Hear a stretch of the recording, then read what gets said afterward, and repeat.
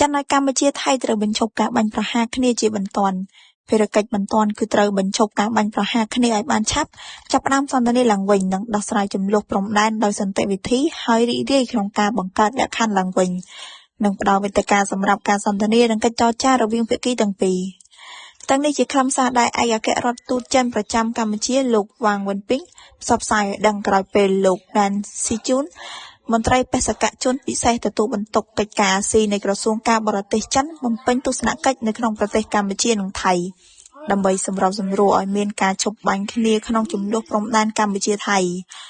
ឯកអគ្គរដ្ឋទូតចិនលើកឡើងថាភាគីចិនគាំទ្រដល់កិច្ច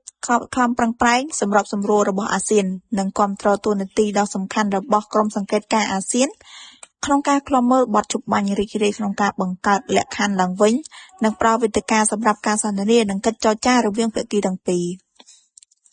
ចិនសង្ឃឹមថាកម្ពុជានិងថៃនឹងរួមដំណើរគ្នាបន្តទៅមុខខិតខំស្ដារទំនុកចិត្តគ្នាទៅវិញទៅមកនិងកសាងសន្តិភាពឡើងវិញតាមបណ្ដោយព្រំដែន